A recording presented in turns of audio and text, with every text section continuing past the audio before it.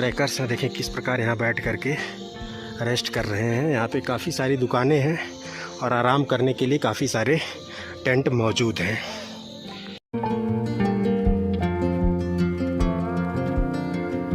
आपको मैं स्वर्ग दिखाता हूँ यहाँ से, ये देखें आप।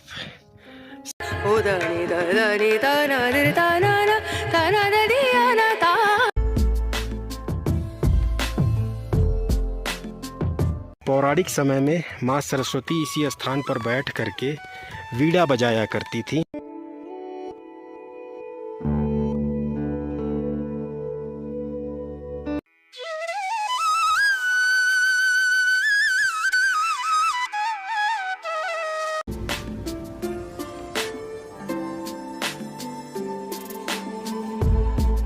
अभी दोस्तों बिल्कुल सही टाइम पे मैं रुद्रनाथ महादेव मंदिर पहुंच चुका हूं। अभी रुद्रनाथ महादेव जी की भव्य आरती हो रही है। चलिए आरती के दर्शन कराते हैं आपको।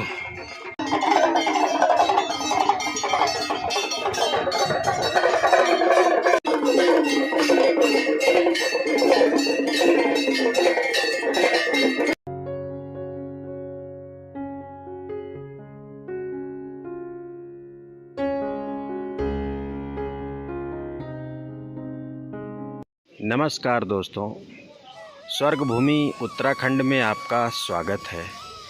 दोस्तों अभी मैं हूं उत्तराखंड के खूबसूरत गांव सगर गांव में। हिमालय की खूबसूरत वादियों में यह गांव स्थित है और इस वीडियो में हम यात्रा करने वाले हैं रुद्रनाथ महादेव जी की। और ये जो गेट आप देख रहे हैं यही है दोस्तों रुद्रनाथ महादेव जी के पैदल मार्ग का प्रवेश द्वार। जब भी आप रुद्रनाथ महादेव जी की यात्रा करते हैं तो आपको सगर गांव आना होता है। सगर गांव से ही रुद्रनाथ महादेव जी की जो पैदल यात्रा है वो प्रारंभ होती है। कल शाम को ही मैं यहाँ सगर गांव पहुँच गया था, तो यहीं पर रात में रुका हुआ था और आज सुबह 9 बजे के आसपास मैं अपनी पैदल यात्रा रुद्रनाथ महादेव जी की प्रारंभ करने जा रहा हूँ। लेकिन उससे पहले मैं आपको इस सगर गांव की जो थोड़ी सी पौराणिक जानकारी है वो मैं आपको बता देता हूँ कि दोस्तों इस गांव का नाम सगर गांव इसलिए पड़ा है क्योंकि यह स्थान भगवान श्री राम के पूर्वज राजा सगर जी की तपस्थली और जन्मभूमि दोनों है। तो नीचे अगर आप देखें तो वहाँ पर आपको 2 मंदिर दिखाई दे रहे हैं। तो वो 2 मंदिर राजा सगर की तपस्थली और जन्मभूमि हैं। तो आप जब भी यहाँ आएँ तो उन दोनों स्थानों के भी दर्शन कर सकते हैं। उत्तराखंड में स्थित पंच केदार की यात्रा कर रहा हूँ। इससे पहले प्रथम केदार केदारनाथ धाम के दर्शन हमने आपको कराएं, द्वितीय केदार मध्य महेश्वर जी के दर्शन कराएं, तृतीय केदार तुंगनाथ जी के भी दर्शन कराएं और इस वीडियो में हम चतुर्थ केदार रुद्रनाथ जी के दर्शन कराएंगे। तो चलिए यहाँ से हम अपनी यात्रा प्रारंभ करते हैं। यहाँ से रुद्रनाथ टेम्पल की जो दूरी है सगर गांव से वो लगभग 18 किलोमीटर के आसपास है। तो चलिए हम अपनी यात्रा का शुभारंभ करते हैं।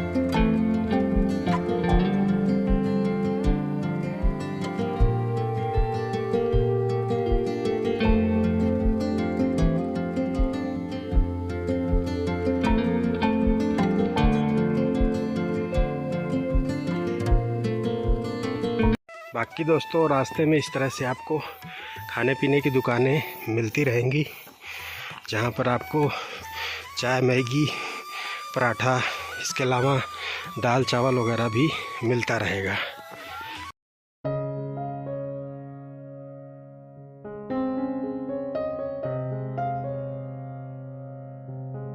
लगभग 2 किलोमीटर कवर करने के बाद हम पहुँचे हैं दोस्तों चौरी धार, और यहाँ पर झरने के पानी का स्रोत भी है, तो अपने साथ खाली बोतल रखें, जगह जगह पे झरने से पानी रिफ़िल करते रहें।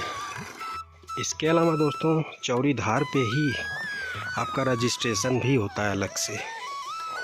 रुद्रनाथ ट्रैक के लिए स्पेशली अलग से रजिस्ट्रेशन किया जाता है, तो आपको अपनी आईडी दिखानी होती है, साथ में 200 रुपये चार्ज भी लगते हैं।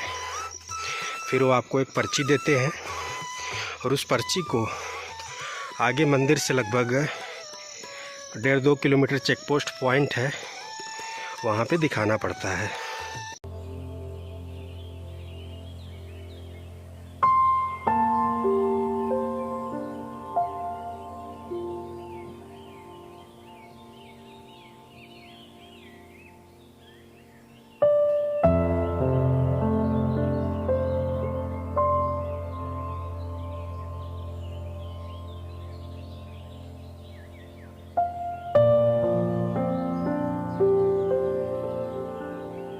साढ़े 3 किलोमीटर के बाद थोड़ा सा यहाँ ढलान वाला रास्ता आया है। बहुत ही सुकून महसूस हो रहा है दोस्तों, बट ये रास्ता ज़्यादा देर तक नहीं रहने वाला, बट थोड़ा सा रिलैक्स ज़रूर हो जाएगा। इससे पहले दोस्तों हमने आपको 3 केदार के दर्शन करा दिए हैं। तो पंच केदार में जो सबसे प्रथम केदार है वो है केदारनाथ धाम, द्वितीय केदार सेकंड केदार वो है मध्य महेश्वर, तृतीय केदार है वो है दोस्तों तीसरे नंबर पे तुंगनाथ। तो इन तीनों केदार के हम दर्शन आपको करा दिए हैं। बाकी हम हैं चौथे केदार की यात्रा पर, रुद्रनाथ महादेव। और सबसे टफेस्ट ट्रैक पंच केदार में रुद्रनाथ महादेव जी का ही है, जिसे मैं आज कर रहा हूं और आपको दर्शन करा रहा हूं। दोस्तों पहाड़ों पर जब आप ट्रैक करने आते हैं तो किन किन बातों का ध्यान रखना पड़ता है, आइए मैं आपको बताता हूं। मेरा काफ़ी सारा एक्सपीरियंस है पहाड़ों पर ट्रैक करने का, और बता दूं कि मैंने लगभग पिछले महीने से अभी तक मैंने 7-8 ट्रैक कर लिया है उत्तराखंड में। धीरे धीरे चैनल पर वीडियो आती रहेगी, आप देखते रहिएगा। मैंने जो है हेमकुंड और वैली ऑफ फ्लावर की ट्रैक की इस साल, जस्ट अभी पिछले 20-25 दिनों में सारे ट्रैक मैंने पूरे किए हैं। इसके बाद मैं जो है गोमुख का ट्रैक किया, फिर जो है मैं यमुनोत्री धाम के ट्रैक किए। इसके बाद मैं पंच केदार आया, उसमें मैंने सबसे पहले केदारनाथ धाम का ट्रैक किया, सेकंड नंबर पे मैंने मध्य महेश्वर, फिर तुंगनाथ, और अभी मैं कर रहा हूँ रुद्रनाथ। तो कहीं ना कहीं मैं ऐसे ट्रैकिंग का हैबिचुअल बन चुका हूँ, मुझे आदत पड़ चुकी है। तो इसलिए ये जो रुद्रनाथ ट्रैक है मैं ट्रैक कर रहा हूँ तो मुझे बहुत ज़्यादा कोई कठिनाई महसूस नहीं हो रही, क्योंकि मैंने ऑलरेडी पहाड़ों पर 7 से 8 ट्रैक कर लिए हैं। तो एक हैबिट बन चुकी है और पैरों को आदत लग चुकी है। तो ऐसे में आपको कोई दिक्कत नहीं होती। अगर आप ऑलरेडी 2-3 ट्रैक पहले कर लेते हैं तो आपको रुद्रनाथ ट्रैक की ये जो कठिन चढ़ाई है ये आसान लगती है। अब किन किन बातों का ध्यान रखना पड़ता है, तो सबसे पहली बात, आपके पास जूते होने चाहिए। जूते पहन करके ही ट्रैक करिए पहाड़ों पर। साथ में खाली बोतल रखें, रास्ते भर झरने के पानी मिलेंगे, उनको रिफ़िल करके पीते रहें। पहाड़ों पर ट्रैकिंग धीरे धीरे करें, रुक रुक करके आराम करते हुए करें, प्रकृति का आनंद लेते हुए करें। पहाड़ों की ट्रैकिंग का जो मेरा एक सबसे बड़ा अनुभव ये है दोस्तों कि आप अगर धीरे धीरे, जितना धीरे चलेंगे उतना जल्दी आप अपने मंजिल पे पहुंचेंगे। अगर आप किसी को दिखाने के लिए तेज़ी से चल रहे हैं, किसी को कॉपी कर रहे हैं, तो मान के चलिए आपके साथ दिक्कत हो सकती है। मंजिल तक आप किसी भी कीमत पे नहीं पहुंचेंगे अगर आप किसी के कहने पे, किसी के दिखाने पर जो है तेज़ी से पहाड़ों पे चल रहे हैं। ऐसे में होता क्या, हार्ट बीट बढ़ जाती है और अटैक का ख़तरा होता है, तो जान भी जा सकती है। तो कछुए की चाल चलिए और सुंदर सुंदर प्रकृति के नज़ारों, हिमालय की खूबसूरती, हिमालय के खूबसूरत रास्तों का आनंद लेते हुए आप कब मंजिल पहुंच जाएंगे आपको पता ही नहीं चलेगा। आप अपनी चाल से चलिए, बिल्कुल आराम आराम से। और ज़रूरी नहीं कि कई दिन में आप मंजिल पर पहुंच जाएं। अगर आपको शाम हो जाती है चलते चलते, तो बीच में बहुत सारे रुकने के ऑप्शंस होते हैं। चाहे जितने भी ट्रैक हों उत्तराखंड में, बीच में आप रुकें, फिर अगले दिन सुबह आगे की तरफ मंजिल की तरफ बढ़ें। रुद्रनाथ ट्रैक के बारे में मैंने नीचे काफ़ी लोकल लोगों से बात की, तो उन्होंने बताया भैया 18 किलोमीटर तो लिखा है, बट 22 किलोमीटर का लगभग होता है सगर गांव से रुद्रनाथ ट्रैक। लेकिन मैं 18 किलोमीटर ही मान करके यात्रा कर रहा हूं, क्योंकि होता क्या है कि जब चढ़ाई ज़्यादा होती है, थकान होती है, तो लोग ऑटोमेटिक किलोमीटर अपने से ही बढ़ा लेते हैं, बढ़ा करके बोलते हैं।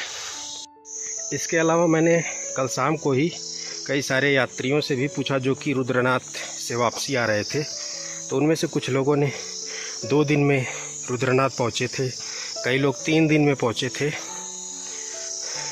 बट मैं आपको बताऊं कि अगर आप उत्तराखंड में आते हैं तो इस पहले ही मत जो है आप रुद्रनाथ की यात्रा करें।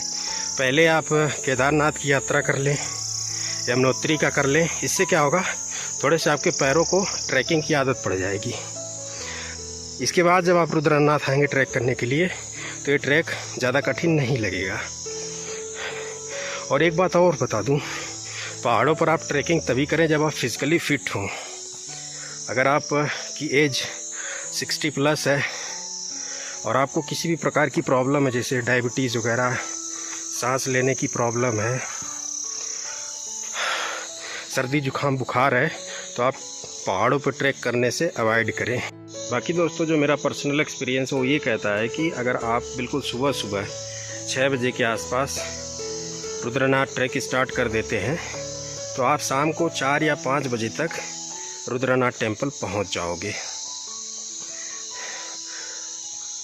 अगर आप पहले 2-3 ट्रैक पहाड़ों पर कर लेते हैं उत्तराखंड में, तो आप रुद्रनाथ एक ही दिन में पहुंच जाओगे। अगले दिन आप वापसी कर जाओगे सगर गांव। इस साल दोस्तों मैं उत्तराखंड में काफ़ी सारे ट्रैक कर रहा हूं। पंच केदार के दर्शन तो कराऊंगा ही, इसके अलावा आपको मैं पंच बद्री के भी दर्शन कराऊंगा। उत्तराखंड में 5 प्रयाग हैं, भगवान भोलेनाथ के 5 प्रसिद्ध धाम हैं जिन्हें पंच केदार बोलते हैं। और ठीक उसी प्रकार भगवान विष्णु के भी 5 प्रसिद्ध धाम हैं जिन्हें पंच बद्री के नाम से जाना जाता है। तो ये सभी दर्शन मैं करा रहा हूँ इस साल आपको। और अभी जिस वक्त मैं रुद्रनाथ की ट्रैक कर रहा हूँ, तो बिल्कुल लास्ट टाइम चल रहा है। कपाट बंद होने में 1 हफ्ते का ही समय और बचा है। और लास्ट टाइम पे काफ़ी सारे यात्री रुद्रनाथ के लिए आ रहे हैं। यहाँ मैंने पता किया तो कल जो है लगभग 500 से 600 लोग रुद्रनाथ ट्रैक किए थे, और आज भी लगभग 100 के आसपास रुद्रनाथ के लिए निकल चुके हैं। तो वो सभी लोग सुबह ही निकल गए 6 बजे। मुझे सो के उठने में ही लेट हो गया, तो इसलिए मैंने अपना ट्रैक 9 बजे स्टार्ट किया है। देखते हैं मंदिर तक पहुंच पाते हैं कि नहीं। बाकी दोस्तों एक बात और बता दूं, ये देखें झरने के पानी का स्रोत है, ये अमृत समान पानी है दोस्तों। तो बोतल में भर करके इसको पीते रहें जगह जगह पर, ऐसे आपको झरने के मीठे स्रोत दिख जाएंगे। ऊपर रुद्रनाथ टेम्पल के पास रुकने के लिए कोई कमरे वगैरह नहीं मिलते हैं, वहाँ पे टेंट वगैरह। और इसके अलावा मंदिर के प्रांगण में ही यात्रियों को रुकने के लिए एक बड़ा सा हॉल टाइप है, तो उसमें भी लिमिटेड स्पेस है। मैं समझता हूँ एक बार में 100-150 लोगों की रुकने की व्यवस्था होती है। तो वहाँ पे बेड मतलब जैसे बिस्तर दे दिया जाता है, उस हॉल में सोते हैं। इसके अलावा मंदिर से पहले बीच बीच में जगह जगह पर आपको टेंट वगैरह की भी सुविधा मिल जाती है। रूम नहीं मिलता है, इस बात का आपको ध्यान रखना है। चार्जेज ही कोई टेंट का 1500 रुपये होता होगा। और बाकी अगर आप मंदिर प्रांगण में मंदिर समिति के जो हॉल है उसमें रुकते हैं तो आपको, जहाँ तक मैंने जान रखा है, वो 200 रुपये में आपको बिस्तर देते हैं सोने के लिए, साथ में शायद खाना पीना भी दे देते हैं। बाकी टेंट लेते हैं तो 1500 रुपये लेते हैं, ऐसे ही जितना मैं जानता हूँ। बाकी वहाँ चलेंगे तो एग्जैक्ट पता चलेगा।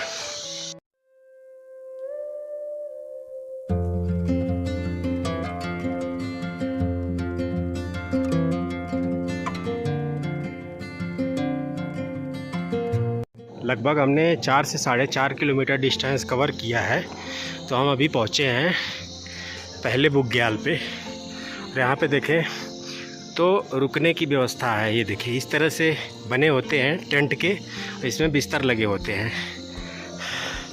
तो उसी पे यात्रियों को विश्राम करना होता है। मान लीजिए कोई यात्री 3 बजे के आसपास शाम को ट्रैक स्टार्ट करेगा तो ज़्यादातर यहीं तक पहुंच पाएगा। तो यहीं पर वो नाइट स्टे कर जाएगा। यहाँ पे रुकने की व्यवस्था है, खाने पीने की व्यवस्था है। ये देखें आप, इसका नाम है दोस्तों पुंग खरक। ये देखें आप, यहाँ तो 3.3 किलोमीटर लिखा है, लेकिन मैंने लगभग 4 से 4.5 किलोमीटर कवर कर लिया है। और ये देखें क्या नज़ारे हैं दोस्तों, देख रहे हैं गाइस। जो बुग्याल होते हैं उनको पहाड़ों में जो है ना घास के मैदान बोला जाता है। घास के जो मैदान होते हैं पहाड़ों के बीच में, उन्हीं को यहाँ पहाड़ी भाषा में बुग्याल बोलते हैं। तो जो ट्रैकर्स हैं देखें किस प्रकार यहाँ बैठ करके रेस्ट कर रहे हैं। यहाँ पे काफ़ी सारी दुकानें हैं और आराम करने के लिए काफ़ी सारे टेंट मौजूद हैं।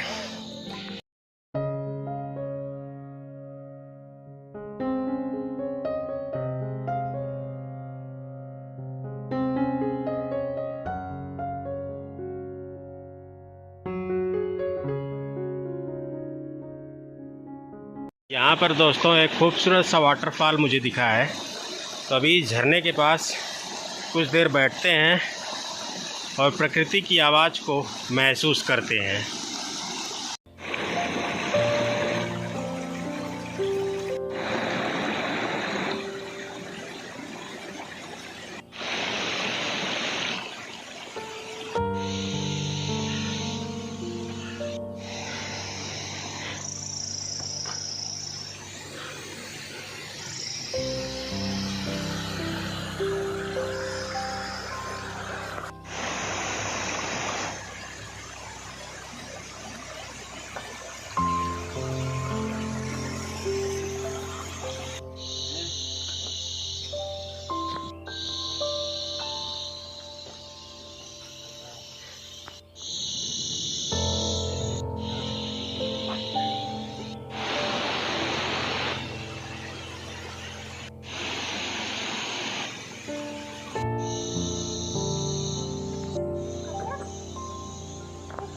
यहाँ रास्ते में ये देखें तो काफ़ी सारे जो इस जंगल के पेड़ हैं वो गिरे हुए हैं। देखें आप, तो बता दूं कि हर साल जब मानसून आता है तो पहाड़ों पर लैंडस्लाइड होता है। साथ में जो है कि पेड़ों का भी कहीं न कहीं कटाव हो जाता है। पेड़ भी कहीं न कहीं इन जंगलों में गिर जाते हैं। देखें आप, लेकिन इन पेड़ों को, जंगल का एक नियम है, फॉरेस्ट डिपार्टमेंट का भी रूल है कि इन पेड़ों को कोई ले जा नहीं सकता। ये पेड़ जहाँ गिरे होते हैं इनको यहीं पे छोड़ दिया जाता है। ऐसा इसलिए क्योंकि ये पेड़ जब सड़ जाते हैं तो इनमें दीमक लगते हैं।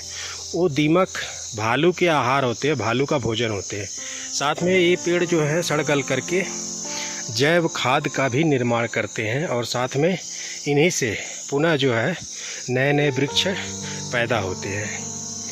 तो जंगल को बचाने के लिए इन गिरे हुए पेड़ों को यहाँ से निकाला नहीं जाता है, न कोई यहाँ से ले जा सकता है।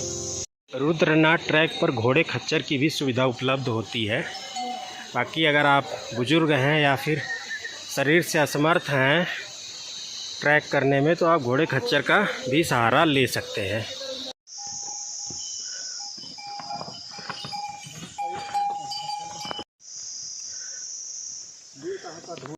ये देखें दोस्तों, ये कुछ ऐसे भी यात्री आते हैं जो पर्यावरण को प्रदूषित करने के लिए आते हैं। ये देख रहे हैं। तो आप अगर आते हैं ना तो इस तरह से कूड़ा कचरा मत करिए। भगवान का धाम है, पवित्र धाम है, यहाँ आप पुण्य कमाने आते हैं, लेकिन आप गंदगी करके पाप कमा करके वापस जाते हैं। जागरूक बनिए, अवेयर्ड एजुकेटेड पर्सन बनिए, तभी हमारा देश आगे जा पाएगा। हमारे देश से तमाम जो कमियां हैं वो दूर हो पाएंगी। पर्यावरण की सुरक्षा करिए। मैंने आपको एक प्रमाण गोमुख में दिखाया था कि किस प्रकार गोमुख ग्लेशियर तेज़ी से सिकुड़ रहा है। इसके पीछे सिर्फ जो कारण है वो ये है प्रदूषण।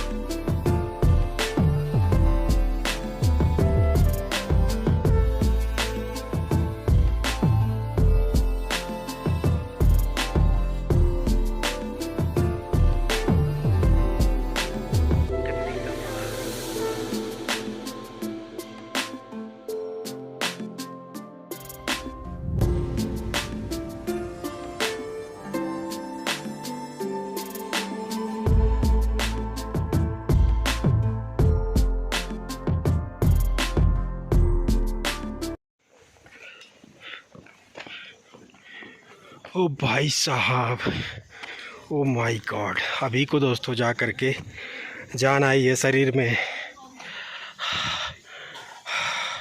क्योंकि जो पहला वाला बुग्याल था वहाँ से हम लोग लगभग 7 किलोमीटर चले हैं और बिल्कुल टफ खड़ी चढ़ाई। आपने देखा होगा, आवाज़ बिल्कुल नहीं निकल रही थी। रास्ता सिर्फ मैं आपको दिखा रहा था, ट्रैक कितना डिफ़िकल्ट था। तो दोस्तों मैं आपसे यही कहूँगा कि जो पहला वाला बुग्याल था वहीं पर आप खाने पीने की सामान ले सकते हैं, खा पी सकते हैं, पानी वगैरह ले सकते हैं। क्योंकि उसके बाद 7 किलोमीटर के ट्रैक में कहीं पर भी आपको ना दुकान मिलेगी ना पानी मिलेगा, कहीं पर भी झरने का स्रोत नहीं मिलेगा।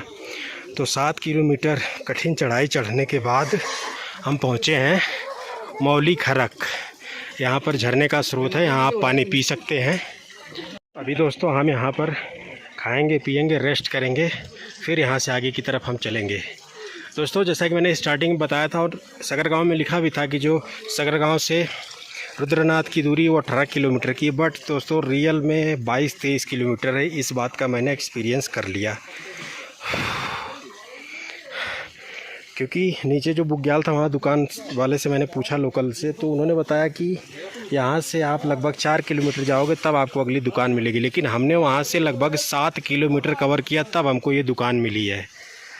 तो आप पहले वाले बुग्याल पे ही खाने पीने की चीज़ें खा पी लें और साथ में अपने साथ में पानी भी वहाँ रिफ़िल कर लें, क्योंकि उसके आगे आपको ना तो पानी मिलेगा ना तो खाना मिलेगा। दोस्तों साथ में पराठा वगैरह आप वहीं से पैक वैक करवा सकते हैं। बाकी अगर आप सगरगांव से ट्रैक स्टार्ट कर रहे हैं तो वहीं पर आप कुछ हल्का फुल्का नाश्ता ले करके साथ में पराठा पैक करके इस ट्रैकिंग को करें। यही मेरा एक्सपीरियंस है दोस्तों। बाकी चलिए, यहाँ पर भी रुकने की व्यवस्था है। यहाँ आप देखें, यहाँ टेंट में बिस्तर वगैरह लगा है, यहाँ पर भी आप रुक सकते हैं। इसके बाद अगली जो चढ़ाई है, अगली जो बाकी की ट्रैकिंग है वो नेक्स्ट सुबह कर सकते हैं। बाकी अभी तो हम यहाँ से और आगे चलेंगे, पहले यहाँ खा पी लेते हैं, आराम कर लेते हैं।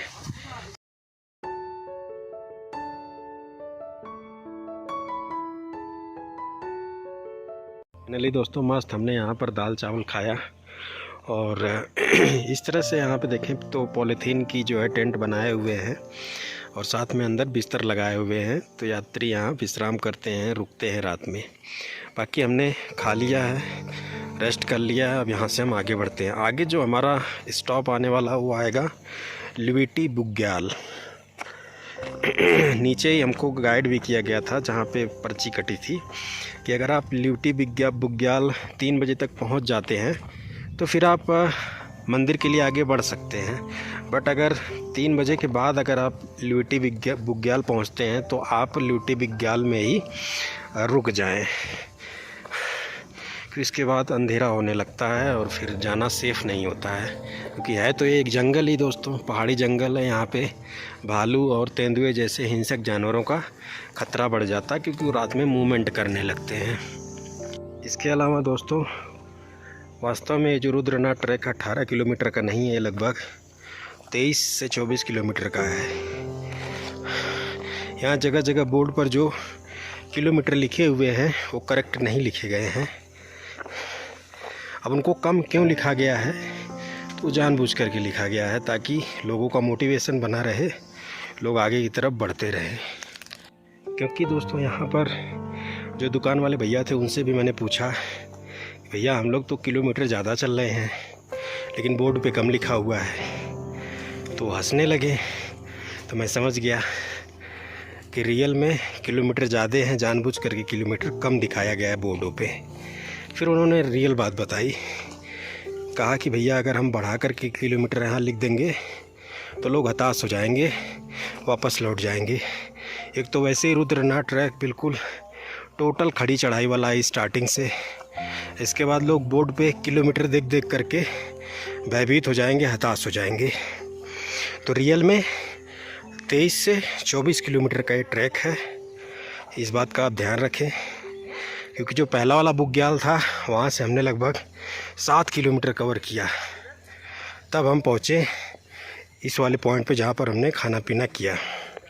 हमने अभी तक लगभग 11.5 से 12 किलोमीटर कवर कर लिया है और अभी यहाँ से इतना ही बचा है रुद्रनाथ टेम्पल।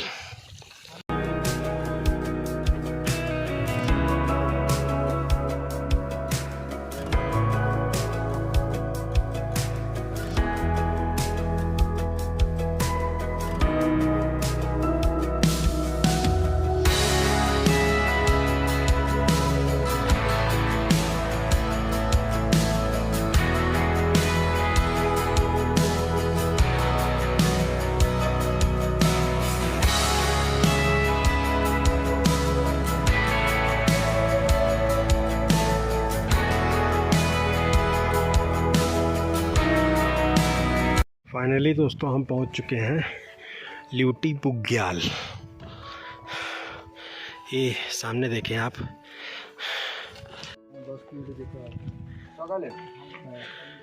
मौली खरक से लगभग 1.5 से 2 किलोमीटर चलने के बाद हम पहुंचे हैं दोस्तों ल्यूटी खरक, और इसे ल्यूटी बुग्याल भी बोला जाता है। तो यहाँ पर रुकने के लिए ढेर सारे ऑप्शंस हैं, आप देखें वहाँ से लेके यहाँ तक, यहाँ पे ढेर सारे टेंट मौजूद हैं।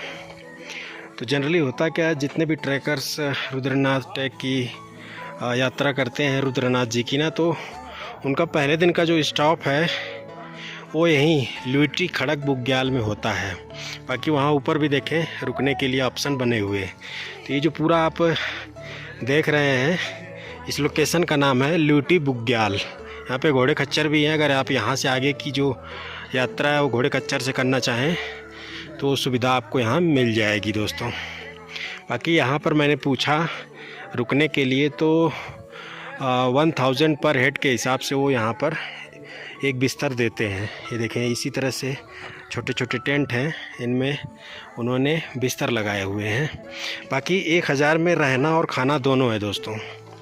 जी हाँ, तो कहीं ना कहीं ठीक ही है। 1000 में इतने हाइट पर खाने और पीने साथ में रहने की सुविधा अपने आप में कहीं ना कहीं सस्ती ही है दोस्तों। अभी तक दोस्तों हमने अपनी यात्रा में लगभग 14 किलोमीटर कवर किया है और अभी यहाँ से 9 किलोमीटर और बचा है, तब हम रुद्रनाथ मंदिर पहुँच पाएंगे। बाकी अगर बोर्ड के हिसाब से बात करें तो 10 किलोमीटर कवर किया है। तो मैंने आपको पहले ही बताया, बोर्ड पर डिस्टेंस को कम करके लिखा गया है ताकि जो यात्री श्रद्धालु हताश निराश ना हो ज़्यादा दूरी देख करके। तो इसीलिए मैं आपको रियल जो बता रहा हूँ कि हमने लगभग 14 किलोमीटर कवर किया, तब हम ल्यूटी बुग्याल पहुँच पाए हैं। कि यहाँ छोटा सा मंदिर भी बना रखा है और यहाँ से आगे का जो ट्रैक है वो दोस्तों देखें तो इस तरह से बिल्कुल ऊपर टॉप पर जाना है और एकदम टॉप पे जाने के बाद वहाँ से ट्रैक इजी हो जाता है। तो बाकी नीचे ही जो है हमें फॉरेस्ट डिपार्टमेंट में जहाँ पर हमारा रजिस्ट्रेशन किया गया था वहाँ पर उन्होंने बताया कि अगर आपको 3 बज जाते हैं ल्यूटी बुग्याल पहुँचते हुए तब तो आप मंदिर तक जा सकते हो, लेकिन अगर आप 3 बजे से ज़्यादा समय लगा देते हो यहाँ ल्यूटी बुग्याल पहुँचने में तो यहीं रुक जाइएगा। बाकी अभी 4 बज गए हैं, तो अभी देखते हैं दोस्तों। तो यहीं पर ल्यूटी बुग्याल में ही आज का स्टे करेंगे, रात भर रुकेंगे। इसके बाद कल सुबह बिल्कुल सुबह निकलेंगे रुद्रनाथ टेम्पल के लिए, कि कल अगर सुबह निकलेंगे तो हम लगभग 9-10 बजे तक रुद्रनाथ टेम्पल पहुंच जाएंगे, दर्शन करेंगे, फिर इसके बाद हम वापसी सागर भी कर जाएंगे।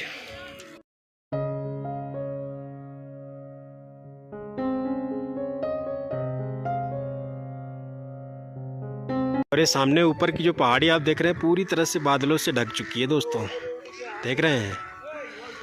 और मैं आपको एक चीज़ और बता दूं दोस्तों, मेरी तो इच्छा हो रही है कि आज ही मैं ट्रैक करके रुद्रनाथ टेम्पल पहुंच जाऊं, बट है क्या कि ऊपर पूरी देखें आप पहाड़ी बादलों से घिर चुकी है, तो कुछ भी स्पष्ट दिखाई नहीं देगा, तो हम आपको वीडियो भी नहीं दिखा पाएंगे दोस्तों।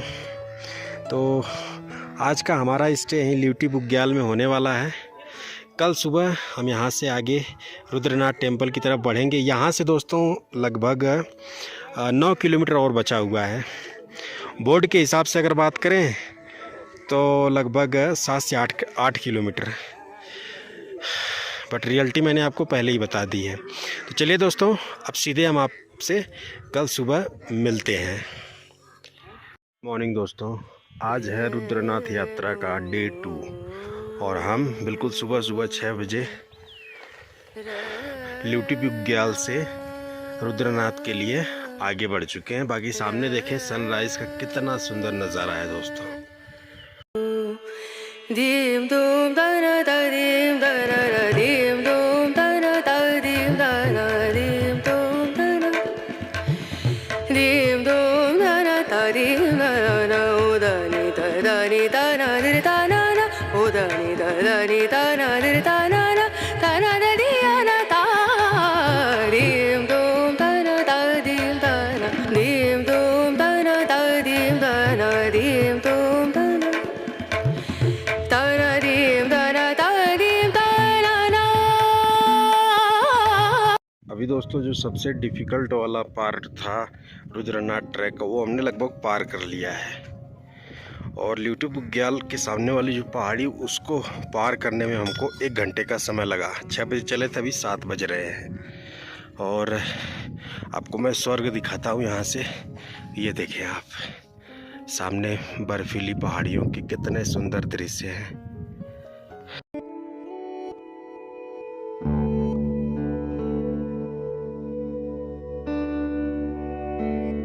रुद्रनाथ ट्रैक का ये चेक पोस्ट पॉइंट, ये फॉरेस्ट डिपार्टमेंट का चेक पोस्ट पॉइंट है। तो जो रजिस्ट्रेशन हमने स्टार्टिंग में करवाया था उसी पर्ची को यहाँ पर दिखाना पड़ता है दोस्तों। तो 4 धाम यात्रा में जो रजिस्ट्रेशन होता है वो रजिस्ट्रेशन यहाँ काम नहीं आता है। यहाँ अलग से रुद्रनाथ के लिए रजिस्ट्रेशन करवाना पड़ता है दोस्तों, और इसमें 200 रुपये का चार्ज लगता है। बाकी ये थोड़ा सा और चढ़ाई है, इसके बाद जो है रास्ता थोड़ा प्लेन होने लगेगा।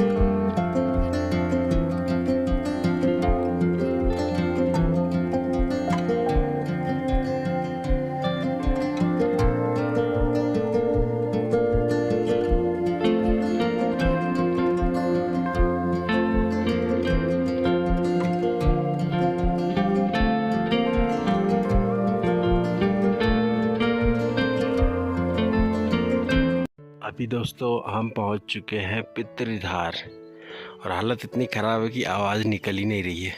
वो जो आप झंडा देख रहे हैं पीले रंग का, वही है पितृधार। चलिए वहाँ पहुँचते हैं और वहाँ से जुड़ी हुई जो पौराणिक कथा है वो आपको बताते हैं, फिर इसके बाद हम आगे की तरफ बढ़ेंगे।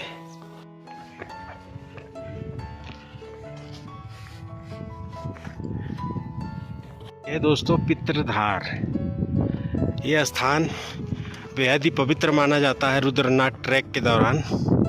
और रुद्रनाथ मंदिर से यह स्थान लगभग 4 से 5 किलोमीटर पहले ही पड़ता है। यहाँ की जो मान्यता वो ये है दोस्तों कि यहाँ पर जो यात्री श्रद्धालु होते हैं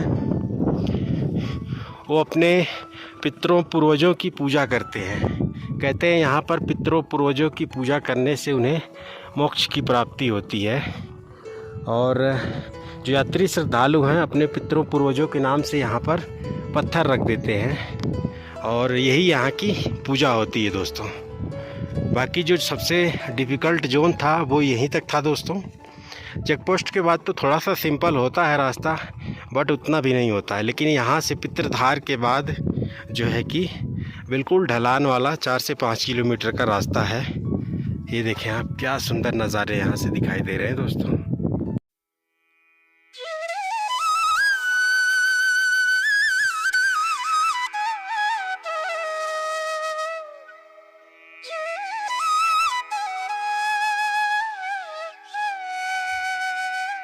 रास्ता में दोस्तों ये जो रुद्रनाथ ट्रैक है ये मोस्ट डिफ़िकल्ट ट्रैक है। और शुरुआत में तो 18 किलोमीटर बोर्ड पे लिखा होता है, बट ये रियल में 23 से 24 किलोमीटर के आसपास का है। 24 किलोमीटर के आसपास है दोस्तों। मैंने आपको बीच में ही बताया था कि जो बोर्ड पे किलोमीटर लिखे गए हैं उनको जानबूझ करके कम करके लिखे गए हैं ताकि यात्रियों श्रद्धालुओं का हौसला बना रहे, क्योंकि वैसे ही ये इतना डिफ़िकल्ट है। इसके बाद भी किलोमीटर अगर 23-24 किलोमीटर लिख देंगे तो उससे क्या होगा, यात्रियों श्रद्धालुओं का जो हौसला है वो टूटेगा। कल हम जो है ल्यूटी बुग्याल तक आ गए थे। ल्यूटी बुग्याल तक जो है हमने लगभग 14 किलोमीटर कवर किया था दोस्तों। और आज हम ल्यूटी बुग्याल से रुद्रनाथ लगभग 10 किलोमीटर कवर करने वाले हैं। तो इस तरह से टोटल 24 किलोमीटर हम जो है कंप्लीट जर्नी करने वाले हैं। 24 किलोमीटर में से जो 20 किलोमीटर का होता है, यानी कि सगरगांव से पितृधार तक, वो तो बिल्कुल चैलेंजिंग होता है। लास्ट का ही ये जो 4 किलोमीटर का है जिस पर अभी मैं चल रहा हूँ, ये बिल्कुल रिलीफ वाला, डाउन वाला है। देखें आप, तो ये बिल्कुल लास्ट तक मंदिर तक ऐसे मिलने वाला है। तो जब भी आप रुद्रनाथ ट्रैक करने आएँ तो उससे पहले आप 1-2 ट्रैक पहले ही उत्तराखंड में कर लें। मैं तो आपसे यही कहूँगा केदारनाथ और यमुनोत्री का ट्रैक कर लें। इसके बाद इसके पहले मध्य महेश्वर का ट्रैक पड़ता है, उसको भी आप कर लें। इसके बाद यहाँ आएँ, क्योंकि तब जो है आपके पैरों को ट्रैक की आदत पड़ चुकी होगी। अगर ऐसा आप नहीं करेंगे, डायरेक्ट आकर के रुद्रनाथ ट्रैक करने लगेंगे तो इंजरी के चांसेस बढ़ जाते हैं और हताश निराश भी आप हो जाओगे। इसके अलावा दोस्तों जब भी आप पहाड़ों पर ट्रैकिंग करें तो जितना कम सामान हो सके उतना कम सामान लेकर के चलें। आप जो बैग लेकर के चलें उसका वज़न मैं समझता हूँ 3 या 4 किलो से ज़्यादा का नहीं होना चाहिए। अगर आप ढेर सारी सामान लेकर के आए हैं तो आप बेस कैंप पॉइंट पर ही नीचे ही उसे रख दें और इसके बाद ट्रैक करें। मैंने यहाँ देखा बहुत सारे लोग पूरा अपना सामान ही लेकर के घूम रहे हैं, पोर्टर ढूंढ रहे हैं सामान ले जाने वाला, और साथ में बोतल का पानी ज़रूर रखें दोस्तों। मैंने देखा बहुत से यात्री थे बहुत सारी गलतियाँ कर रहे थे, पानी नहीं लेकर के चल रहे हैं, लोगों से पानी मांग रहे हैं। एक तो यहाँ पानी भी बड़े मुश्किल से मिल रहा है, अब आदमी खुद पिए या दूसरे को पिलाए। बाकी कम सामान लेकर के चलें, जूता ज़रूर पैर में पहने। और एक ज़रूरी और अपना अनुभव बताता हूँ कि जब आप जूते पहनते हैं ना तो चढ़ाई के समय तो नहीं दिक्कत होती, लेकिन जब आप उतरते हो, ढलान होती है ना, तो उस टाइम क्या होता है उंगलियों पे फोर्स बल जाता है तो उंगलियों में इंजरी होती है। तो इससे क्या होता है आप उतर नहीं पाते हो ठीक से। तो इसका मैं एक आपको सीक्रेट ट्रिक बताता हूँ कि आप पैरों की उंगलियों की नाखून को कट कर लें। ज़रा सा भी आप नाखून नहीं रहने दें। अगर नाखून कट कर लेंगे तो ज़रा भी दर्द नहीं होगा उतरने में, आराम से आप उतरोगे। साथ ही साथ जब आप पहाड़ों पर ट्रैक करें तो जितना हो सके धीरे चलें। आप जितना धीरे चलेंगे उतना ही जल्दी आप अपने डेस्टिनेशन पर पहुंच पाएंगे। किसी का देखी देखा आप तेज़ चलने की कोशिश ना करें, क्योंकि अगर आप पहाड़ों पर तेज़ चलेंगे, ट्रैक तेज़ करेंगे पैदल, तो हार्ट बीट बढ़ती है और जानलेवा हो जाता है, अटैक आ जाएगा, मौत भी हो सकती है।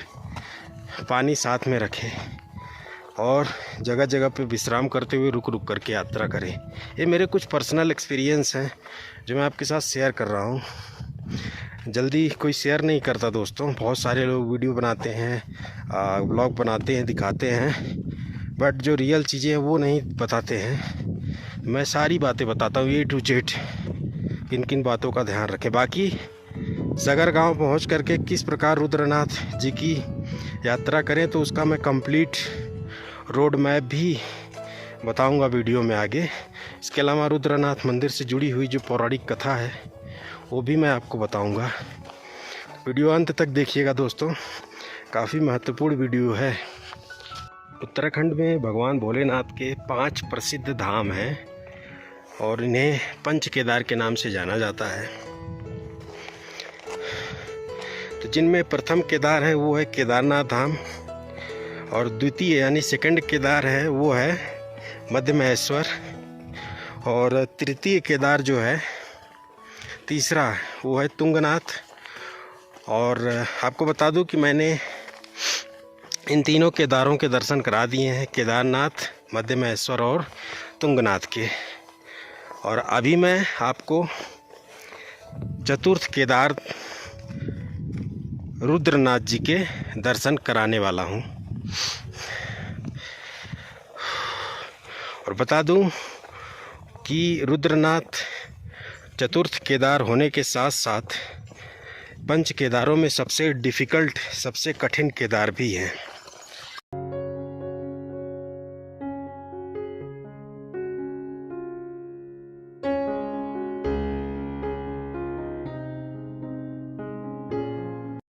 मित्रों, जो पंच केदार हैं, भगवान भोलेनाथ के 5 केदार धाम हैं, इनका जो जुड़ाव है वो महाभारत के पांडवों से है। पंच केदार की जो पौराणिक कथा है वो महाभारत के पांडवों से जुड़ी हुई है। किस प्रकार उत्तराखंड में भगवान भोलेनाथ के 5 केदार धाम प्रकट हुए, तो आइए हम इसकी जो संपूर्ण पौराणिक कथा है वो आपको बताते हैं। दोस्तों, महाभारत का युद्ध कौरवों और पांडवों के बीच लड़ा गया था। क्यों लड़ा गया था? क्योंकि जो कौरव थे वो अधर्मी थे, वो अन्यायी थे। पहले तो उन्होंने पांडव 5 भाई थे, पांडवों को उन्होंने राजपाट से भी बेदखल किया, उनके अधिकारों से भी उन्हें बेदखल कर दिया।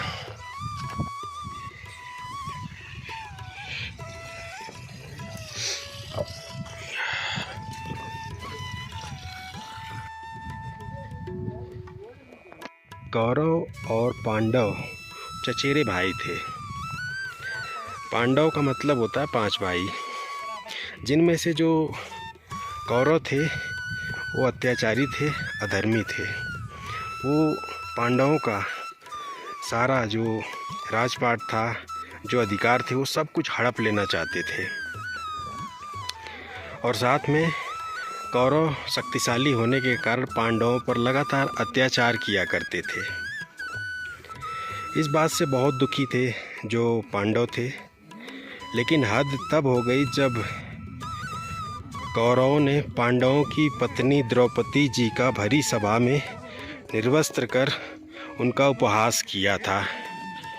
जब कौरव भरी सभा में द्रौपदी की साड़ी उतार रहे थे तो ये दृश्य भगवान श्री कृष्ण ने देखा, तो उन्होंने तुरंत द्रौपदी की साड़ी की जो लंबाई है उसको इतना बड़ा कर दिया कि कौरव साड़ी खींचते रह गए और एक तरफ से साड़ी भगवान श्री कृष्ण बढ़ाते रह गए। इस प्रकार जो कौरव थे वे द्रौपदी को निर्वस्त्र तो नहीं कर पाए, लेकिन उनकी जो मंशा थी वो यही थी कि द्रौपदी को निर्वस्त्र किया जाए और भरी सभा में इनको बेइज्जत किया जाए। तो इसी बात से जो पांडव थे वो बहुत ज़्यादा दुखी हुए, बहुत ज़्यादा विचलित हुए। राजपाट हड़प लिया, राजपाट जो है ले लिया। इस बात से जो पांडव थे वे दुखी नहीं थे, दुखी वे तब ज़्यादा हुए जब उनकी पत्नी द्रौपदी का कौरवों ने भरी सभा में निर्वस्त्र करने का प्रयास किया, उनको बेइज्जत करने का प्रयास किया। इसी कारण महाभारत का युद्ध शुरू हुआ। तो इस प्रकार महाभारत युद्ध का जो मूल कारण था वो था दोस्तों कौरवों द्वारा पांडवों की पत्नी द्रौपदी का चीरहरण कर उनका उपहास करना।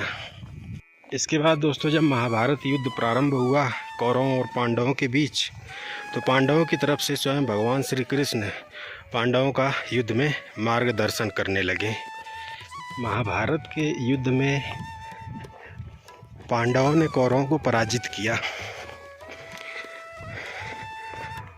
पराजित कर पांडवों ने कौरवों का अंत कर डाला।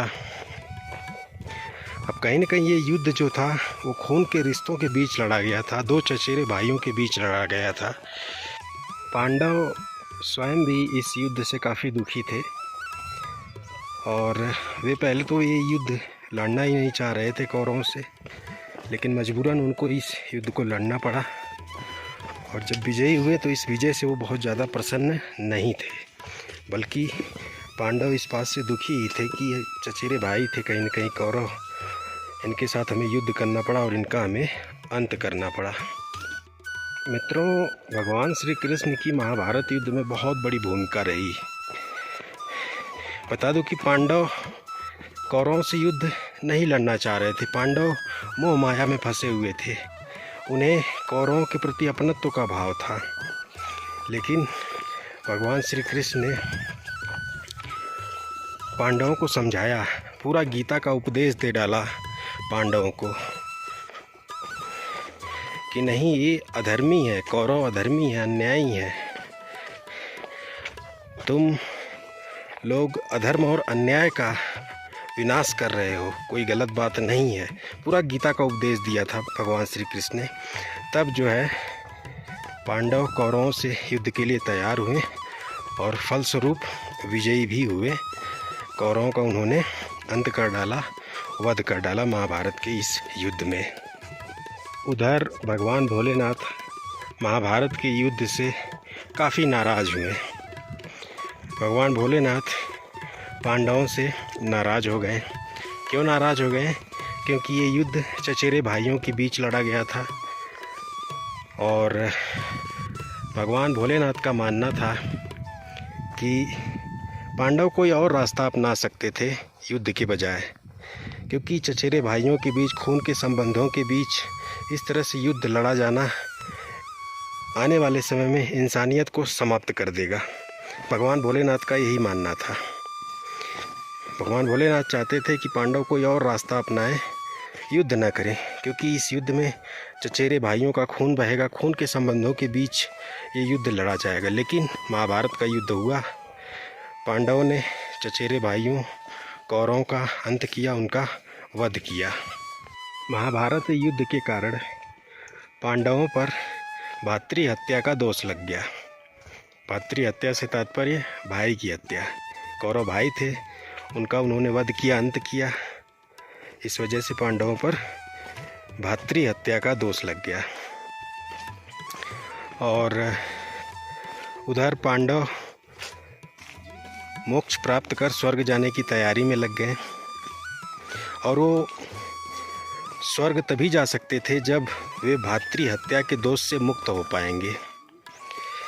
और उनको भातृ हत्या से मुक्त और साथ में मोक्ष और स्वर्ग की प्राप्ति सिर्फ और सिर्फ भगवान भोलेनाथ के आशीर्वाद से ही प्राप्त हो सकती थी। ये बात भगवान श्री कृष्ण और ऋषि मुनियों ने पांडवों से बताया कि आपके ऊपर भातृ हत्या का दोष लगा है और आप स्वर्ग और मोक्ष की प्राप्ति तभी कर सकते हो जब आप भातृ हत्या से मुक्त होगे, और ऐसा सिर्फ और सिर्फ आपको भगवान भोलेनाथ ही कर सकते हैं। वही आपको भातृ हत्या से मुक्त कर आपको मोक्ष प्रदान कर स्वर्ग के लिए आशीर्वाद देंगे। साथ में ऋषि मुनियों भगवान श्री कृष्ण ने भी बताया कि ऐसा है, भगवान भोलेनाथ आप लोग से नाराज़ भी हैं, मिलना नहीं चाहते। तो आपको सबसे पहले भगवान भोलेनाथ को मनाना होगा, उनके आशीर्वाद प्राप्त करना होगा, तभी आप जो है मोक्ष प्राप्त कर स्वर्ग के लिए जा पाओगे, क्योंकि स्वर्ग का मार्ग भगवान भोलेनाथ को ही पता है, वही आपको बताएंगे।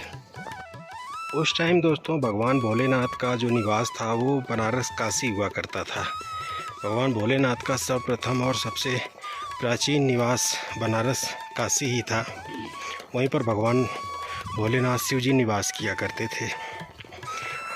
अब पांडव भगवान भोलेनाथ से मिलने के लिए बनारस काशी की तरफ निकल पड़े। दोस्तों हम रुद्रनाथ मंदिर भी पहुंच चुके हैं बातों ही बातों में। वो सामने देखें रुद्रनाथ महादेव जी विराजमान हैं।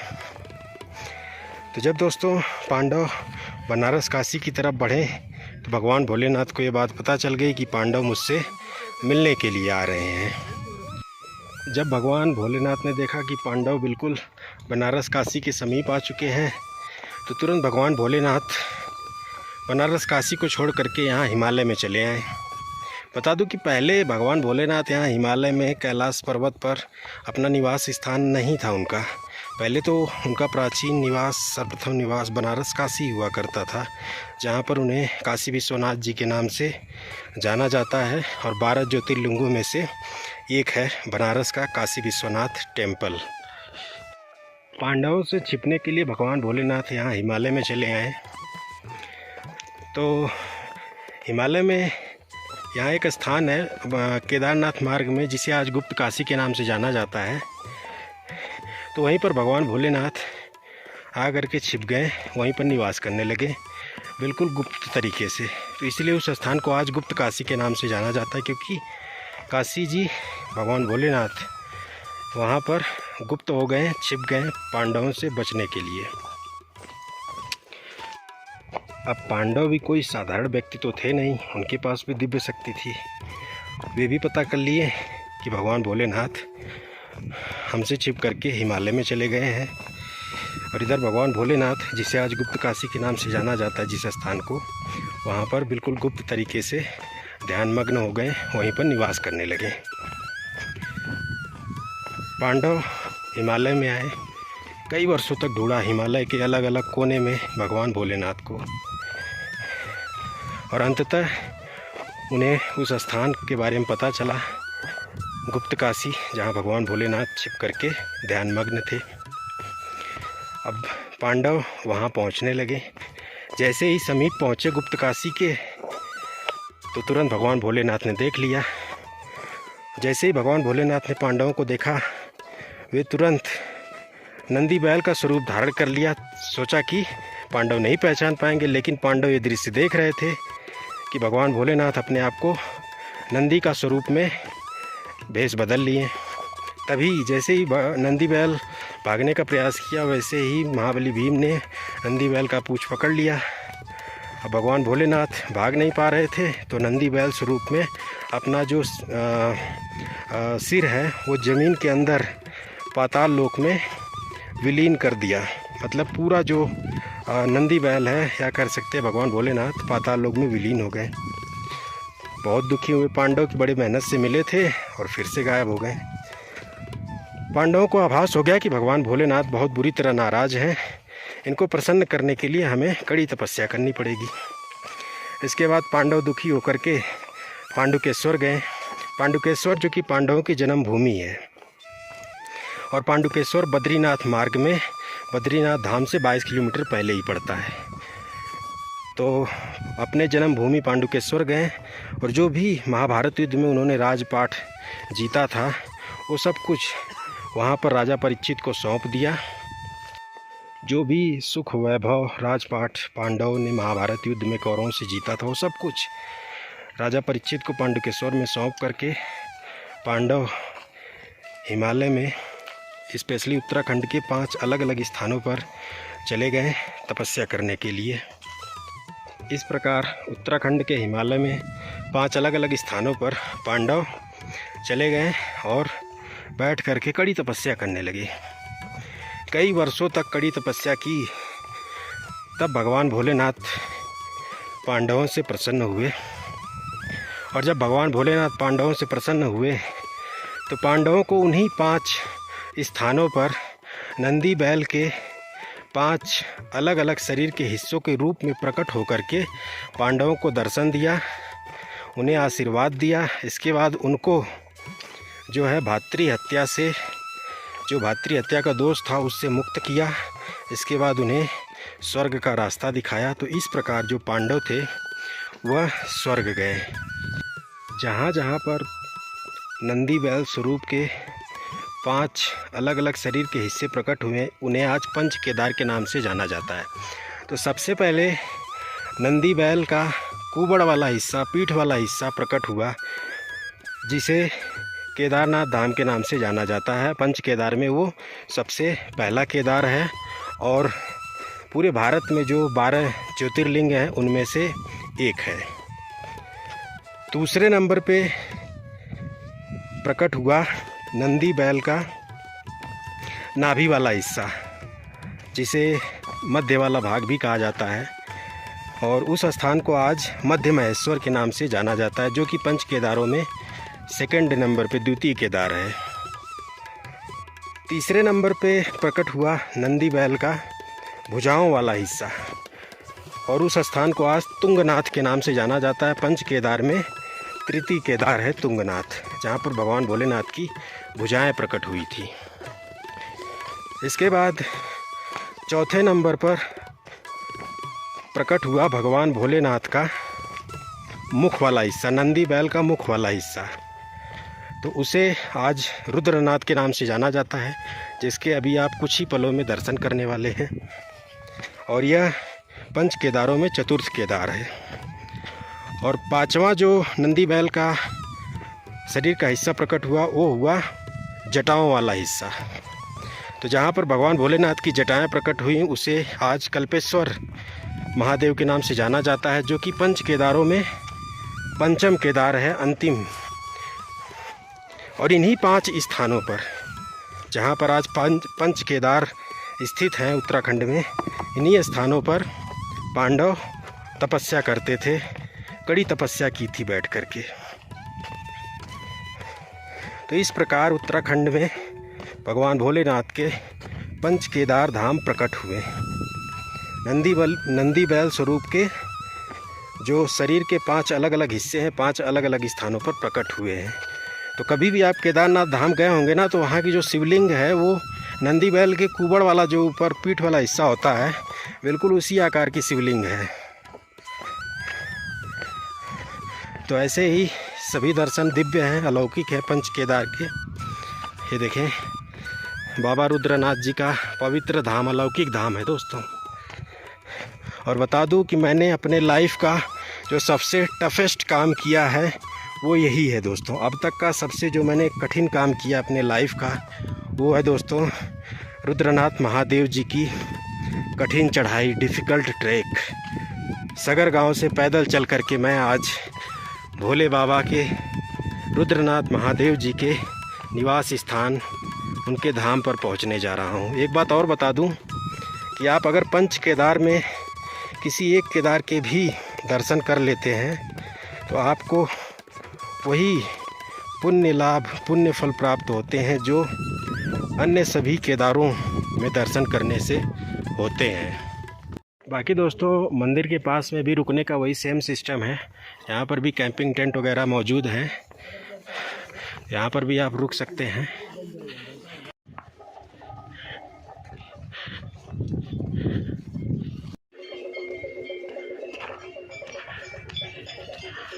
अभी दोस्तों बिल्कुल सही टाइम पे मैं रुद्रनाथ महादेव मंदिर पहुंच चुका हूं। अभी रुद्रनाथ महादेव जी की भव्य आरती हो रही है। चलिए आरती के दर्शन कराते हैं आपको।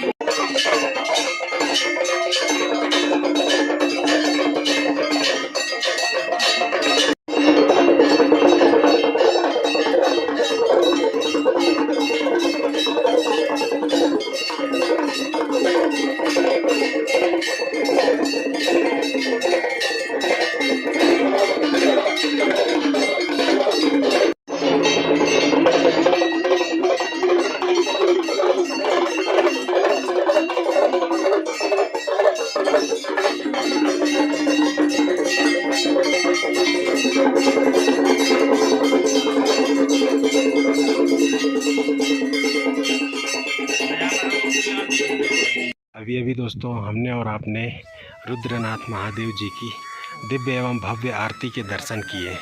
बता दूं दोस्तों कि रुद्रनाथ महादेव जी की आरती के दर्शन बहुत ही किस्मत वालों को होते हैं।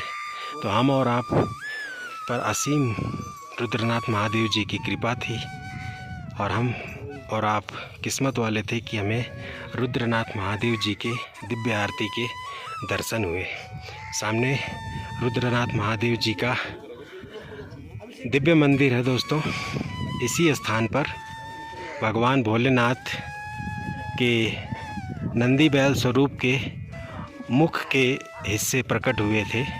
यहाँ पर भगवान भोलेनाथ के मुख के दर्शन होते हैं, इसीलिए इस स्थान को भगवान भोलेनाथ के इस धाम को रुद्रनाथ महादेव के नाम से जाना जाता है। आरती के समापन के बाद जो यात्री श्रद्धालु हैं उनको अब रुद्रनाथ महादेव जी के दर्शन प्राप्त हो रहे हैं। तो अभी हम भी चलेंगे अंदर, रुद्रनाथ महादेव जी के दर्शन करेंगे। भगवान भोलेनाथ के मुख की छवि के बड़े ही दिव्य दर्शन होते हैं यहाँ पर। और बता दूं कि गर्भगृह के अंदर फोटोग्राफी अलाउड नहीं है, तो आप यहीं से मानसिक रूप से भगवान भोलेनाथ रुद्रनाथ महादेव जी के दिव्य अलौकिक दर्शन करें। दोस्तों रुद्रनाथ महादेव जी के मंदिर के बिल्कुल बगल में यहाँ देखें तो छोटे छोटे 6 मंदिर बने हुए हैं। ये जो 6 मंदिर बने हुए हैं दोस्तों, इनमें से 5 मंदिर पांचों भाई पांडवों के हैं और छठा मंदिर पांडवों की पत्नी द्रौपदी जी को समर्पित है। तो ये जो छोटे छोटे मंदिर हैं ये पांडवों और द्रौपदी जी को समर्पित हैं। कितने सुंदर लग रहे हैं देखें आप। और बिल्कुल बगल में ही भगवान भोलेनाथ रुद्रनाथ महादेव जी विराजमान हैं। ये दर्शन दिव्य हैं, दुर्लभ हैं, क्योंकि 24 किलोमीटर की कठिन चढ़ाई करके यहाँ श्रद्धालु भक्त पहुँचते हैं दोस्तों। पंच केदारों में जो सबसे दुर्लभ और दिव्य दर्शन है वो यही रुद्रनाथ महादेव जी का है दोस्तों। बाकी सभी केदार तो आसानी से आप पहुँच जाते हैं, लेकिन यहाँ पर वही लोग पहुँच पाते हैं जिन पर भोले बाबा की विशेष कृपा होती है, असीम कृपा होती है। बता दूं कि रास्ते में चलने में जो है ना बिल्कुल एनर्जी नहीं थी, लेकिन भोले बाबा रुद्रनाथ महादेव जी ने यहाँ तक मुझको लेकर के आया है दोस्तों। वही लोग यहाँ पर आते हैं जिनको रुद्रनाथ महादेव जी का बुलावा होता है। जब आप सगर गांव से चलते हो ना तो कहीं न कहीं रुद्रनाथ महादेव जी आपके अंदर प्रवेश कर जाते हैं। इसके बाद यहाँ तक सफलतापूर्वक आपको रुद्रनाथ महादेव जी स्वयं लाते हैं दोस्तों। ऐसा ये दिव्य स्थान है जिसके इस वक्त आप अलौकिक दर्शन कर पा रहे हैं। और यह स्थान देखें तो चारों तरफ से खूबसूरत बर्फीली पहाड़ियों की गोदी में है और यह अपने आप में स्वर्ग है। और जितने भी भोले बाबा के पंच केदार धाम हिमालय में स्थित है वो सभी स्वर्ग हैं। स्वर्ग में भोले बाबा विराजमान हैं और स्वर्ग में ही अपने श्रद्धालुओं भक्तों को भोले बाबा बुलाते हैं और दर्शन देते हैं। अभी अभी दोस्तों हमने गर्भगृह के अंदर रुद्रनाथ महादेव जी के दिव्य शिवलिंग के दर्शन किए और यकीनन बताऊं दोस्तों कि मैं निःशब्द हूँ, इतने दिव्य दर्शन थे। यहाँ गर्भगृह के अंदर एक नेचुरल गुफा है, कुदरती गुफा है। उसी गुफा के अंदर भगवान भोलेनाथ रुद्रनाथ स्वरूप में प्रकट हुए हैं दोस्तों। वो बड़ी दिव्य गुफा थी। जी हाँ, मैंने तो दिव्य दर्शन किए। बाकी आपने भी यहाँ से मानसिक रूप से दर्शन कर लीजिए दोस्तों। इतने सुकून से इत्मीनान से दर्शन हुए हैं कि क्या ही बताऊँ दोस्तों, मेरे पास शब्द नहीं है। इतने दिव्य अलौकिक दर्शन मैंने रुद्रनाथ महादेव भगवान भोलेनाथ के किए हैं दोस्तों। और इसी के पीछे दोस्तों, मंदिर के पीछे ही एक दिव्य कुंड है जिसे सरस्वती कुंड के नाम से जाना जाता है। वो कुंड यहाँ से मैं समझता हूँ 50 मीटर की दूरी पर है, बट चलेंगे तो पता चलेगा कितना दूर है। उस कुंड के भी हम आपको इस वीडियो में दर्शन कराने वाले हैं। इसके अलावा दोस्तों, मंदिर के बिल्कुल बगल में ही एक दिव्य शिवलिंग के दर्शन होते हैं। आइए हम आपको दर्शन कराते हैं। तो यहाँ देखें, यहाँ पर भी भगवान भोलेनाथ का एक छोटा सा शिवालय बनाया गया है। ये दर्शन आप कर लें। और यहाँ पे प्राचीन पत्थर के दर्शन हो रहे हैं दोस्तों। ये देखें आप, रुद्रनाथ मंदिर के बिल्कुल पीछे की तरफ है सरस्वती कुंड और बगल से रास्ता बना हुआ है। तो जब भी आप रुद्रनाथ मंदिर के दर्शन करें तो कुछ ही दूरी पर, कोई 100 मीटर बता रहा है, कोई 200 मीटर बता रहा है, जो भी है पास में ही है, तो आप सरस्वती कुंड के दर्शन ज़रूर करें।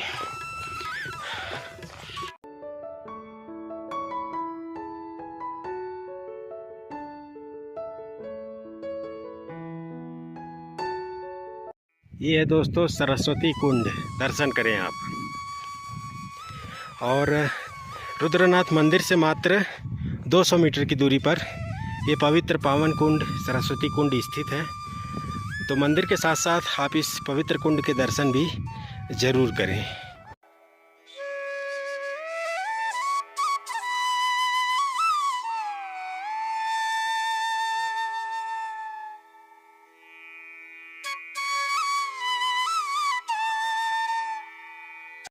माँ सरस्वती को ज्ञान की देवी के रूप में पूजा जाता है और जिसके ऊपर माँ सरस्वती की कृपा हो जाती है तो वो व्यक्ति सफलता की ऊंचे शिखर को छूने लगता है। सामान्य व्यक्ति से वो बिल्कुल असाधारण व्यक्ति बन जाता है। और कहते हैं कि माँ सरस्वती के इस प्राचीन पवित्र पौराणिक कुंड के जल से आचमन कर लेने मात्र से बुद्धि विवेक में तेजी आती है और वो व्यक्ति सफलता के ऊंचाइयों को छूने लगता है। तो जब भी आप रुद्रनाथ महादेव आएँ तो माँ सरस्वती के इस प्राचीन पौराणिक कुंड में आचमन जरूर करें दोस्तों। साथ में हाथ जोड़ करके प्रार्थना करें कि आपके ऊपर माँ सरस्वती की विशेष कृपा हो। क्यों इस कुंड का नाम सरस्वती कुंड पड़ा हुआ है, तो बता दूं दोस्तों कि पौराणिक समय में माँ सरस्वती इसी स्थान पर बैठ करके वीणा बजाया करती थी और उनके वीणा की जो ध्वनि है अभी हाल के कुछ दिन पहले तक यहाँ रुद्रनाथ महादेव मंदिर प्रांगण तक सुनाई देती थी दोस्तों। लेकिन अभी क्या है कि अब वीणा की ध्वनि सिर्फ उन्हीं श्रद्धालुओं, भक्तों, यात्रियों को सुनाई देती हैं जिस पर कह सकते हैं कि माँ सरस्वती और रुद्रनाथ महादेव जी की विशेष कृपा होती है। फाइनली दोस्तों, हमने आपको रुद्रनाथ महादेव जी के संपूर्ण दर्शन करा दिए हैं और अभी रुद्रनाथ महादेव जी के जो इस साल के कपाट हैं वो बंद होने में अभी 1 हफ्ते का समय है। 1 हफ्ते बाद रुद्रनाथ महादेव जी के कपाट बंद हो जाएंगे शीतकालीन के लिए। और बता दूं कि शीतकालीन के लिए जब रुद्रनाथ महादेव जी के कपाट बंद हो जाते हैं तो रुद्रनाथ जी की जो डोली है वो दोस्तों सगर गांव से 5 किलोमीटर की दूरी पर गोपेश्वर गांव पड़ता है। वहां पर गोपीनाथ मंदिर है, वहीं पर रुद्रनाथ महादेव जी की डोली विराजमान कर दी जाती है। तो शीतकाल में रुद्रनाथ महादेव जी अपने श्रद्धालुओं भक्तों को गोपेश्वर में स्थित गोपीनाथ मंदिर से ही देते हैं। तो हम जो है अभी नीचे चलेंगे सगर गांव और सगर गांव से चलेंगे गोपेश्वर और वहां पर गोपीनाथ मंदिर के आपको दर्शन कराएंगे। इसके बाद वीडियो को समाप्त करेंगे। बाकी एक बार फिर से आप रुद्रनाथ महादेव जी के दर्शन कर लें। रुद्रनाथ जी की सफल यात्रा करने के बाद अभी दोस्तों हम पहुंच चुके हैं गोपेश्वर में स्थित गोपीनाथ मंदिर। यहाँ बोर्ड पर गोपीनाथ मंदिर से जुड़ी हुई कुछ महत्वपूर्ण जानकारी लिखी है। देखें तो हिमालय की गोद में कितना सुंदर एवं प्राचीन रुद्रनाथ जी का शीतकालीन मंदिर स्थित है। सगर गांव से मात्र 5 किलोमीटर की दूरी पर गोपेश्वर स्थित है। तो अगर आप रुद्रनाथ जी की यात्रा पर आए हैं तो यहाँ गोपीनाथ मंदिर में भी आप रुद्रनाथ जी के दर्शन जरूर करें। शीतकाल में जब 6 महीने के लिए रुद्रनाथ जी के कपाट दर्शनों के लिए बंद हो जाते हैं तो रुद्रनाथ जी की डोली यहीं गोपीनाथ मंदिर में विराजमान कर दी जाती है। श्रद्धालु यात्री शीतकाल में रुद्रनाथ जी के दर्शन यहीं करने आते हैं। रुद्रनाथ जी शीतकाल में अपने भक्तों को यहीं से दर्शन देते हैं। दोस्तों, यहाँ गोपीनाथ मंदिर प्रांगण में कुछ प्राचीन मूर्तियों, शिलाओं एवं शिवलिंग के भी दर्शन होते हैं। यहाँ पर ढेर सारी प्राचीन सुंदर डिजाइन वाली शिलाओं के भी दर्शन होते हैं। इसके अलावा नंदी बैल की प्राचीन मूर्तियों के अवशेष के भी यहाँ दर्शन होते हैं। यहाँ पर स्थानीय लोगों से पूछने पर पता चला तो बताया उन्होंने कि ये सभी प्राचीन मूर्तियाँ एवं अवशेष यहाँ मंदिर निर्माण के दौरान खुदाई में प्राप्त हुए थे। तो इन सभी प्राचीन मूर्तियों के भी आप दर्शन जरूर करें। ये दोस्तों मैंने कंप्लीट रोड मैप बनाया हुआ है, जिसकी मदद से आप आसानी से उत्तराखंड में किसी भी ट्रैक को कर सकते हो। स्पेशली दोस्तों, उत्तराखंड में ज़्यादातर श्रद्धालु यात्री 4 धाम की यात्रा के लिए आते हैं। तो 4 धाम यात्रा का जो प्रवेश द्वार है वो है दोस्तों हरिद्वार। सबसे पहले हरिद्वार या ऋषिकेश आपको पहुंचना होता है। तो अगर आपको यमुनोत्री गंगोत्री जाना है तो ऋषिकेश से ही रास्ता अलग हो जाता है यमुनोत्री गंगोत्री के लिए। इसके बाद ऋषिकेश से जो दूसरा वाला रास्ता है वो चला जाता है केदारनाथ बद्रीनाथ के लिए। तो आपको रुद्रप्रयाग पहुंचना होता है हरिद्वार से रुद्रप्रयाग। फिर रुद्रप्रयाग से एक रास्ता चला जाता है केदारनाथ के लिए और दूसरा रास्ता चला जाता है बद्रीनाथ धाम के लिए। तो हम इस वीडियो में रुद्रनाथ का ट्रैक किए हैं, तो आपको रुद्रनाथ का रास्ता बताते हैं। तो मैं बता दूं, मैं पंच केदार की यात्रा कर रहा हूं। तो सबसे पहले मैं रुद्रप्रयाग से केदारनाथ गया, प्रथम केदार। इसके बाद फिर वापस गुप्त काशी आया, गुप्त काशी से ऊखीमठ गया, ऊखीमठ से फिर मैं रांसी गांव गया, रांसी गांव से मध्य महेश्वर की यात्रा किया। फिर से वापस ऊखीमठ, ऊखीमठ से फिर चोपता पहुंचा, चोपता से तुंगनाथ की यात्रा किया। फिर चोपता से 31 किलोमीटर की दूरी पर सगर गांव है और इसके बाद मैं सगर से रुद्रनाथ जी की यात्रा किया। तो आप चाहें तो केदारनाथ वाले मार्ग से भी सगर गांव पहुंच सकते हैं। इसके अलावा आप चाहें तो बद्रीनाथ मार्ग से भी सगर गांव पहुंच सकते हैं। इसके लिए आपको चमोली से गोपेश्वर जाना पड़ेगा, गोपेश्वर से सगर गांव। तो इस तरह से एक कंप्लीट रोड मैप मैंने बनाया हुआ है। इसमें लगभग जितने भी महत्वपूर्ण दर्शनीय स्थल हैं उत्तराखंड के, वो सभी इसमें शामिल हैं। हमने दोस्तों इस वीडियो में रुद्रनाथ महादेव की एक कंप्लीट यात्रा की और आपको दर्शन कराया। तो वीडियो अगर अच्छी लगी हो तो लाइक करिएगा, चैनल को सब्सक्राइब करिएगा। इस वीडियो को यहीं पे करते हैं समाप्त।